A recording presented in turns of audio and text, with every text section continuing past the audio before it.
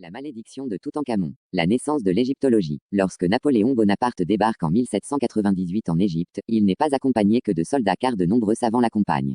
C'est ainsi qu'une science nouvelle apparaît, l'égyptologie. La découverte de la pierre de Rosette permettra à Champollion de traduire les hiéroglyphes en 1822 et Auguste Mariette découvrira en 1851 les nécropoles souterraines de Memphis. Tout au long du XIXe siècle et au début du XXe, l'Égypte est à la mode. Elle passionne l'Europe et l'Amérique et les expéditions se multiplient. En 1831, le pacha Méhémé Ali offre à Louis-Philippe un des deux obélisques qui ornent l'entrée du temple de Luxor et 32 ans plus tard le Khedive Ismaïl crée le musée du Caire.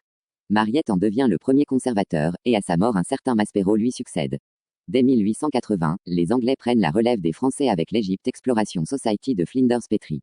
Après la Première Guerre mondiale, les recherches reprennent dans les années 1920 de plus belle. C'est en 1922, dans la vallée des Rois, en Haute-Égypte, que fut découverte la plus grande trouvaille archéologique par un archéologue du nom de Howard Carter. La tombe de Toutankhamon est la seule tombe royale d'un pharaon du Nouvel Empire jamais mise à jour avec tous ses trésors reposant là depuis 3000 ans et 300 ans. Mais ses ouvriers le préviennent, une malédiction est attachée à la sépulture, ceux qui la violeront mourront. Or peu de temps après, plusieurs personnes ayant pris part à l'expédition moururent dans d'étranges circonstances. Malédiction ou coïncidence. Le commencement. Jeune dessinateur et aquarelliste anglais, Howard Carter est un personnage hors du commun. Autodidacte, passionné d'égyptologie, c'est à 17 ans, en 1890 qu'il trouve un emploi au British Museum. Il est chargé de faire des copies de hiéroglyphes, là commence vraiment la naissance de sa passion. En 1891, il est envoyé sur le terrain et débarque pour la première fois au Caire. Il apprend, sur le tas, en particulier comme assistant du célèbre égyptologue Flinders Petrie et du célèbre Suisse Edward Naville, deux brillants fouilleurs. Il ne se contente pas de son travail de copieur et d'aquarelliste, mais apprend rapidement l'écriture hiéroglyphique et devient un chercheur et un égyptologue compétent. 9 ans plus tard, Gaston Maspero, conservateur du musée du Caire, lui confie un poste d'inspecteur des antiquités. Ses rapports difficiles avec les amateurs venus visiter les fouilles lui font renoncer à cette fonction l'année suivante. Sans emploi, il ne se résout pas à rentrer en Angleterre. En 1906, Maspero lui présente Lord Carvanon, riche passionné d'égyptologie. Il se fait attribuer une concession de fouilles et engage Carter.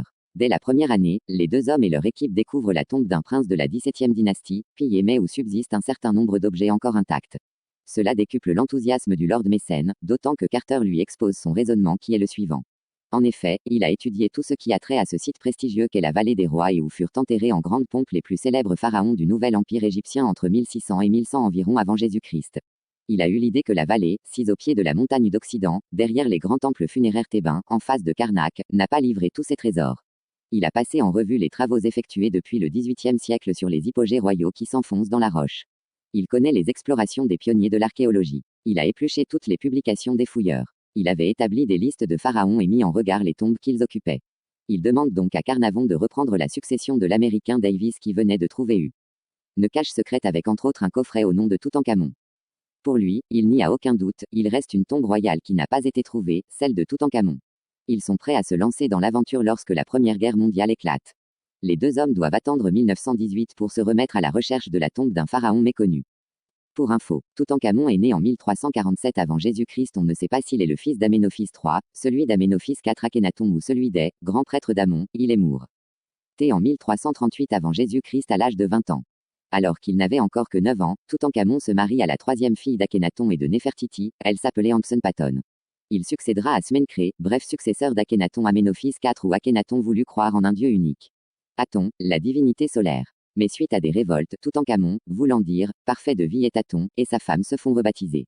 Il devint Toutankhamon et elle Ankhsenamon. Toutankhamon ne gouvernait pas réellement, il était trop jeune. Haï était son tuteur. Aidé par le général Horemheb, il était le plus puissant personnage et également le gouverneur de l'État. Après la guerre de culte, hommage rendu à un ou des dieux, le jeune roi fit la paix avec le clergé puis rétablit l'ancienne religion. Akhénaton devient le grand criminel. Après la mort de Toutankhamon, sa femme épousa Haï, qui devenu successeur de Toutankhamon pour 4 ans puis ce fut Horemheb, premier pharaon à ne pas être de descendance royale. La découverte de la tombe de Toutankhamon. En 1918, après la Première Guerre mondiale, les fouilles se mettent enfin en place. L'emplacement choisi par Carter se situe dans une zone que les autres archéologues ont transformée en dépôt pour leurs gravats. Il s'appuie sur une série de propositions rigoureuses. Il pense que la tombe doit se trouver dans la zone délimitée par les hypogées de Ramsès IV, de Merenptah et de Ramsès II, un triangle d'1 hectare environ. Pendant 5 ans les résultats sont peu concluants malgré les milliers de mètres cubes de terre enlevés à la main. On a découvert des fonds de cabanes mais rien à signaler. Le doute s'empare des fouilleurs. Lord Carnavon s'impatiente. Il décide de ne plus poursuivre les recherches au-delà de la campagne de 1922. Mais pourtant Carter reste confiant. En dernier ressort, il revient à ses fonds de cabane trouvés dès le début. Il décide de raser ses vestiges pour fouiller en descendant jusqu'au sol vierge dans la partie la plus basse de l'ancien wadi, car il pense que si ces constructions datent bien de Ramsès VI, 1156 avant Jésus-Christ, elles doivent être postérieures de 200 ans au règne de Toutankhamon, 1354. Le 4 novembre 1922, les ouvriers mettent au jour des marches qui s'enfoncent dans le sol et conduisent à une porte murée scellée de plusieurs sceaux de la nécropole royale au digne d'Anubis. Au pied de la tombe de Ramsès IV, un endroit foulé par des milliers de visiteurs et que personne n'avait eu l'idée de regarder. En regardant la porte de plus près, il distingue parmi les sceaux un cartouche, celui de Toutankhamon, preuve qu'il a enfin trouvé la tombe si longtemps recherchée. Ils attendront le retour de Lord Carvanon le 23 novembre pour commencer à déblayer la galerie menant à l'entrée de la tombe. Ce passage incliné mène à une deuxième porte, dans laquelle Carter fait un trou pour passer la tête, par laquelle apparaissent de multiples richesses. Les personnes présentes n'en crurent pas leurs yeux, tout n'était qu'or et pierres précieuses. Ils durent se résoudre à reboucher l'ouverture et à placer une solide grille de fer devant la première porte pour préparer la prospection scientifique. 3 autres chambres seront découvertes pleines de trésors et d'offrandes, plus riches que la première. L'avertissement du canari. Depuis quelque temps, Carter possède un canari auquel son équipe s'est attachée. Pour elle, le petit oiseau d'or est un porte-bonheur.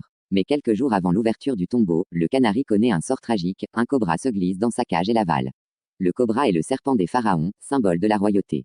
Les ouvriers voient dans l'anecdote un mauvais présage. Alors que Carter et Carnavon se préparent à ouvrir la première porte, un contremaître les met en garde, ils mourront comme l'oiseau, s'ils violent le repos de Toutankhamon. Les archéologues ne tiennent aucun compte de l'avertissement. Avec Evelyn, la fille de Carvanon, et l'égyptologue Calender, qui procède à ses propres fouilles à quelques kilomètres de là, ils pénètrent dans la sépulture et c'est ainsi que, sans se soucier du danger, découvrent les 3 salles remplies des trésors. L'œuvre de la malédiction. Dans l'année qui suit, Lord Carvanon, à la suite de piqûres de moustiques, est pris de fièvre. Son état empire rapidement. On le ramène au Caire, il y meurt le 5 avril 1923 à 2 heures du matin. À cet instant précis, toutes les lumières de la ville s'éteignent, les installations électriques viennent de sauter. La presse, qui a déjà eu vent de l'avertissement lancé au moment de l'ouverture de la tombe, voit en Carvanon la première victime de la malédiction, n'est-il pas le commanditaire, le véritable responsable de la violation du repos royal? La suite des événements comble les journalistes, avides de sensationnel. George Benedict, égyptologue attaché au Louvre, meurt après avoir visité le tombeau.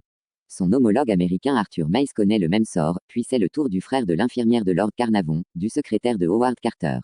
On dénombre jusqu'à 27 morts mystérieuses. La plupart des victimes sont atteintes de maladies, la presse évoque un virus resté captif de la toux MBE pendant 3000 ans. Les analyses n'en révèlent pas la présence. Les journalistes traquent chaque preuve supplémentaire de la malédiction, allant jusqu'à inventer une inscription: ceux qui pénètrent dans ce tombeau sacré seront bientôt touchés par les ailes de la mort.